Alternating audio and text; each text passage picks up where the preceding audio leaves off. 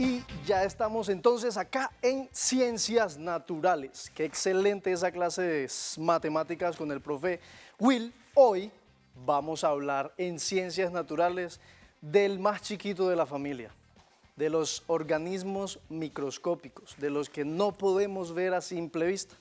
Entonces, hoy voy a hacer uso de mis manos sin guantes.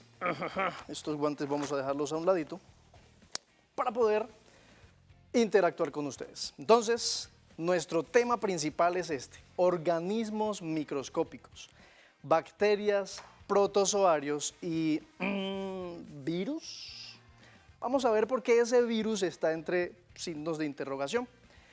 ¿Será que hacen parte de los organismos microscópicos? ¿Será que hace parte de algún reino? Vamos a verlo.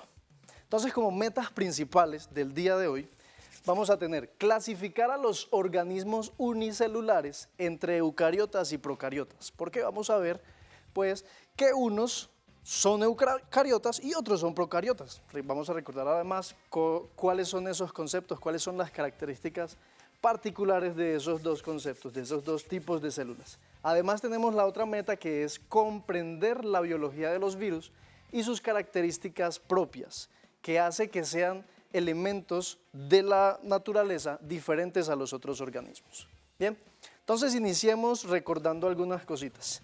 Ya hemos hablado de varios eucariotas, hemos hablado, por ejemplo, de los animales, chao animales, hemos hablado de plantas además, adiós plantas, de los hongos incluso. Antes de dejarlos a un lado, les podría decir entonces que hay organismos microscópicos, organismos unicelulares que también hacen parte de las plantas y de los hongos. O sea que hay hongos y hay plantas que no se pueden ver a simple vista.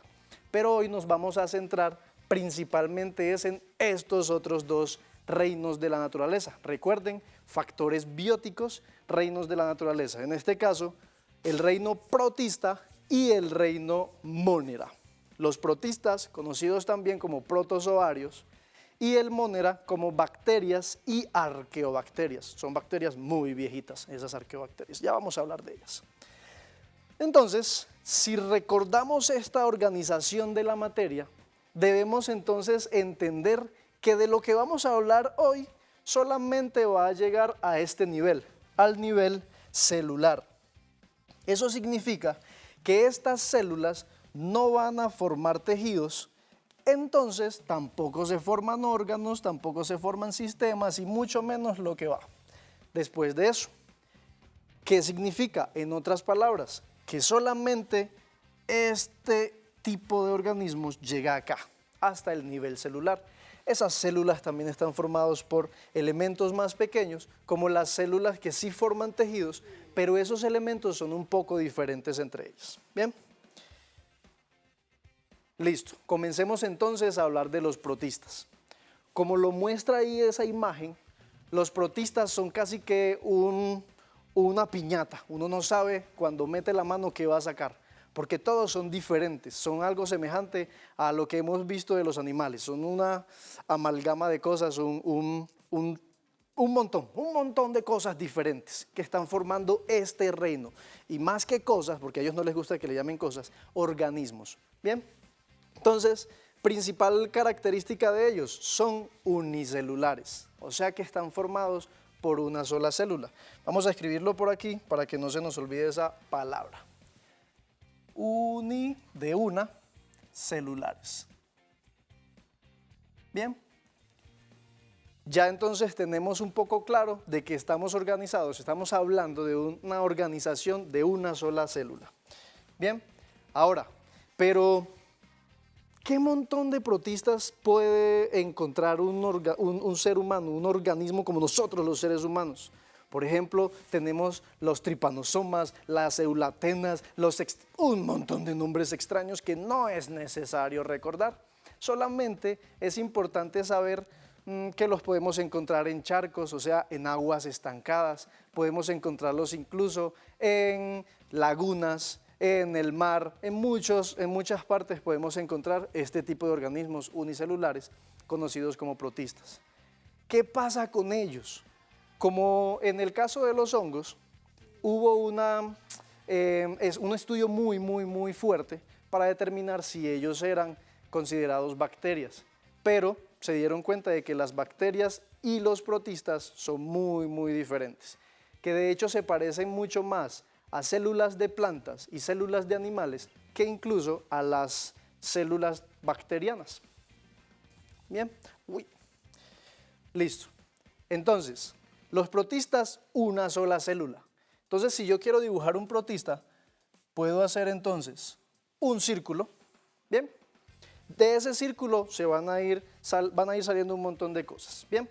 Ese círculo realmente está representando lo que es la membrana celular, la membrana de la célula, lo que hace que uno sepa desde dónde comienza la célula y hasta dónde sería la célula, qué no sería célula. Además, tenemos un núcleo. Recuerden que son organismos eucariotas. Vamos a colocar eucariotas. ¿Qué significa eso de eucariotas? Retomando, que tienen núcleo. Y dentro de ese núcleo va a haber algo muy importante, que es la información genética, lo que se conoce como el ADN.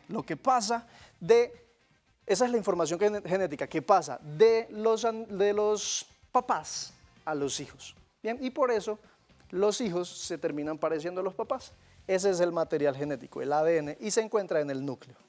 Bien, si seguimos por acá, podemos encontrar diferentes elementos que serían como los órganos de la célula. Por ejemplo, si nosotros abrimos al profe Cristian, podemos ver el corazón, los pulmones, el riñón, el otro riñón, el hígado y todo, ¿cierto? Aquí en estas células también podemos encontrar muchas otras cosas, como por ejemplo las mitocondrias. Estos que voy a continuación a dibujar se conocen como organelos celulares. Entonces esa palabra también vamos a escribirla por acá. Vamos a colocarla aquí. Organelos celulares. Y la primera que dibujamos fue la mitocondria. Borremos estos garabaticos y coloquemos acá mitocondria. ¿Qué otra cosa podemos encontrar dentro de la célula? Bueno, entonces no encontramos solamente una mitocondria, podemos encontrar muchas mitocondrias. Por ejemplo, mitocondrias. Y además también podemos encontrar una vacuola grandísima. ¿Qué es eso de vacuola? Es un organelo, pero grande. A veces se encuentra en las plantas también y se encarga de almacenar agua, ¿cierto? Entonces, por ejemplo, cuando uno muerde un melón o cuando uno muerde una sandía, que eso es más el agua que bota, básicamente es porque las vacuolas que se encuentran dentro de esas células son muy grandes y tienen mucha agua. ¿Listo? Además que podemos encontrar también otras cosas, como por ejemplo los ribosomas, muchos organelos vamos a encontrar, ¿cierto? Cloroplastos importantes. Aquí también podemos encontrar esos organelos que son importantes para las células de las plantas llevar a cabo sus procesos de fotosíntesis. Recuerden esa palabra extraña que escuchábamos por allá, que es la de seres autótrofos, o sea, que se alimentan o fabrican su propio alimento. ¿Listo? Se alimentan de elementos que ellos mismos desarrollan. Entonces esos cloroplastos también van a ser importantísimos en este tipo de células. ¿Cómo podemos entonces imaginarnos una célula? Podemos entonces crear células con diferentes elementos que encontramos en casa. Bien, por acá yo traje una en particular que desarrollé con muchos elementos que encontré cuando abrí la nevera. Sé que después de esto no me dejarán entrar nuevamente a la cocina, pero bueno, yo devuelvo todo esto. Entonces miren que aquí podemos encontrar fácilmente cada uno de los organelos encontrados en la célula. Bien, entonces miren ese gran núcleo importantísimo, ya sabemos por qué. Ahí dentro hay información genética que pasa de una célula a otra. Cuando estas células se dividen, forman otras células iguales. ¿Y cómo se forma esa célula? Con la información que hay en esto, que vendría siendo el núcleo de la célula. Podemos encontrar también entonces a los retículos, a lo que hablamos ahorita, las mitocondrias, los cloroplastos, todos esos organelos celulares que van a permitir que todas y cada una de las células se alimenten, que respiren, que interactúen con otras células. De hecho, miren que fuera de la célula también hay otras cositas, otros elementos que van a permitir que la célula interactúe con las otras células que están al lado. Bien, entonces ese es un ejemplo nada más de qué es lo que podemos utilizar que se encuentra en nuestra casa para formar una célula y entenderla un poco más. Bien, entonces miren, aquí colocamos mitocondria, colocamos otra vez cloroplastos, por aquí colocamos otro que es el ribosoma.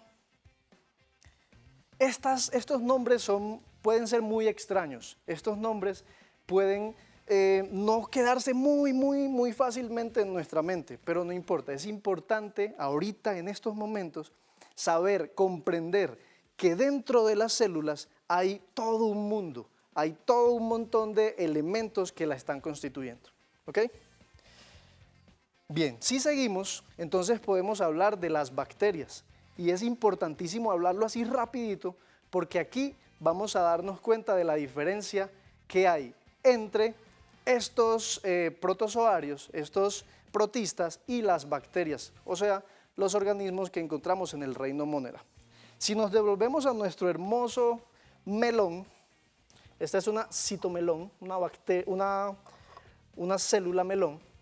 Si volvemos a nuestro melón, entonces aquí yo lo que puedo hacer es comenzar a hacer esto, chicos. Y voy a pasar rapidito de tener un protista a un monera, o sea, un protozoario a una bacteria.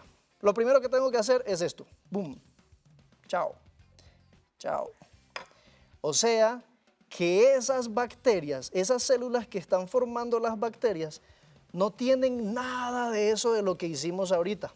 No tienen vacuolas, no tienen retículos, no tienen mitocondria, incluso no tienen núcleo. O sea que si quitamos el núcleo, aquí ya tenemos un melón solito. Así más o menos son las bacterias.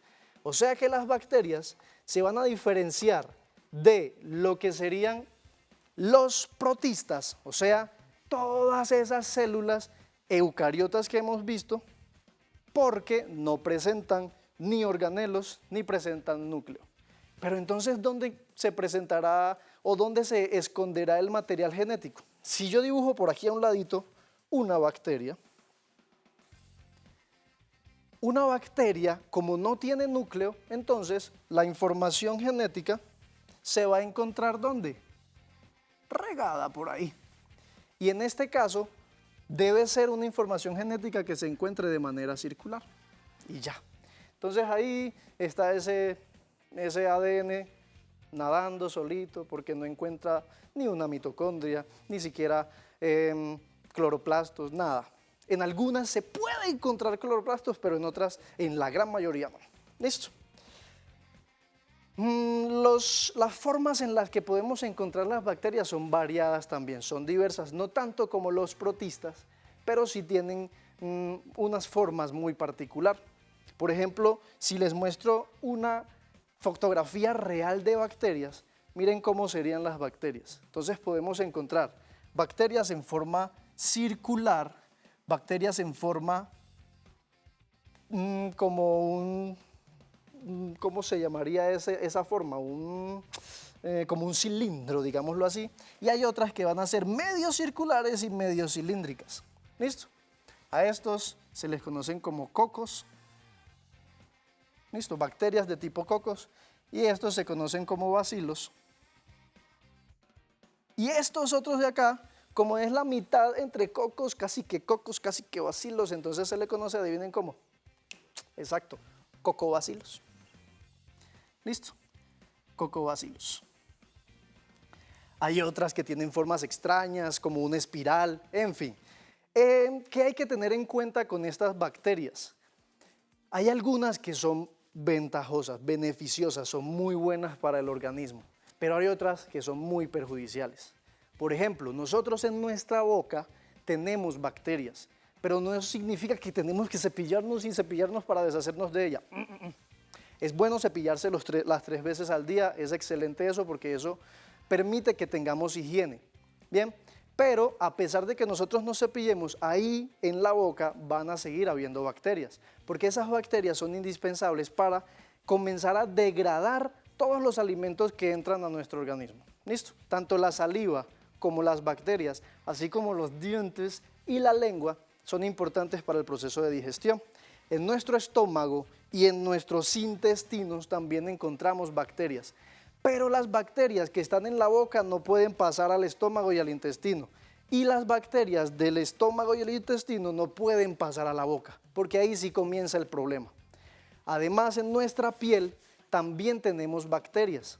Por eso cuando nos cortamos, lo primero que hacen las bacterias es querer entrar al cuerpo, y nosotros no podemos permitir eso, porque cada cosa debe estar en su lugar.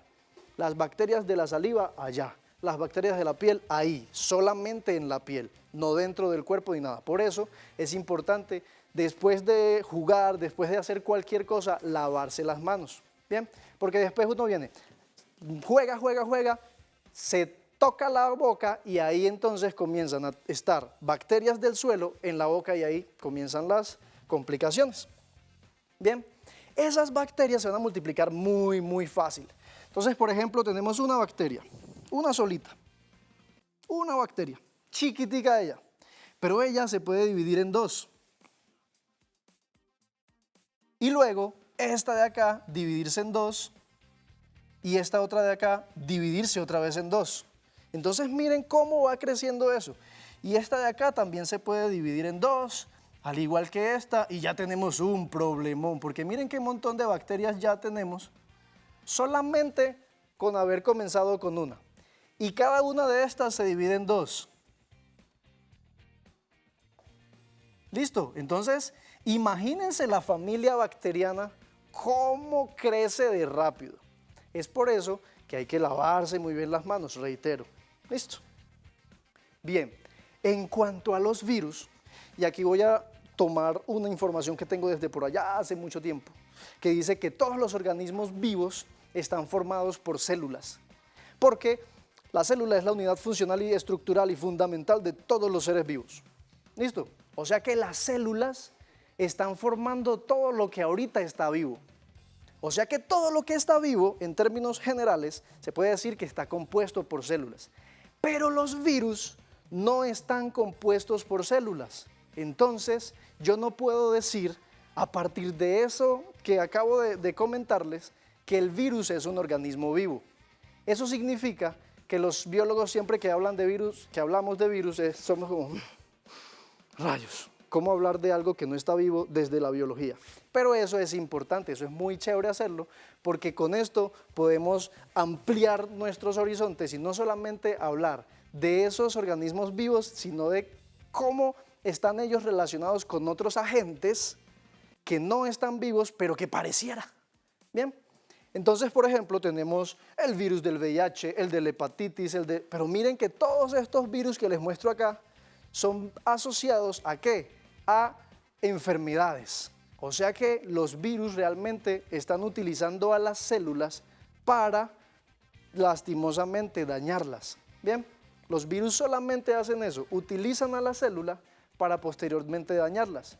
¿Qué conforma generalmente un virus? Dos cositas en particular. Proteínas, que sería todo lo negro que está dibujándose aquí, lo que está dibujando el virus como tal, y material genético, o sea, ADN. De eso de lo que les hablé que se pasa de los papás a los hijos, eso es el ADN. Entonces, de eso es de lo que está hecho el virus. ¿Qué pasa aquí? Ese ADN es el que vuelve nada a las células de nosotros. Por ejemplo, actualmente estamos viviendo una pandemia, ¿cierto? Y esa pandemia es gracias a un virus que se conoce como el COVID o el SARS-CoV-2. Vamos a escribir el nombrecito. El SARS-CoV-2. ¿Por qué SARS-CoV-2? Porque antes había uno que se llamaba SARS-CoV-1, ¿cierto? Entonces ahora SARS-CoV-2. ¿Qué pasa con ese SARS-CoV-2? ¿Por qué es tan ¿Por qué nos tenemos que cuidar de él? Porque como es un virus, todavía los científicos no hemos identificado cómo poder proteger nuestras células de este virus en particular. El SARS-CoV-2 se parece un poquitico a al virus de la influenza. Este es el virus que nos da gripita, la gripita normal. Se parece un poquito a ese. ¿Y qué es lo que pasa? Entra a muchas de nuestras células, principalmente a nuestras células del sistema respiratorio, y comienza a dañarlas, comienza a dañar a esas células, y es por eso que nos da tos, que nos ataca principalmente a ese proceso de la respiración. ¿Listo? Entonces, si queremos ver cómo funciona el virus, realmente debemos entender que esto que veo acá es como un avión, no es más nada, un avión. Y dentro de ese avión es donde se encuentra lo que realmente nos daña a nosotros. Cuando ese avión llega a la célula, deja eso que nos daña y hasta ahí llega. Vamos entonces un momentico a descanso. Vamos a ir a estirarnos, importante estirar, escuchar muy atentamente a Dinamita, que nos tiene un mensaje excelente. Volvemos acá un momentico.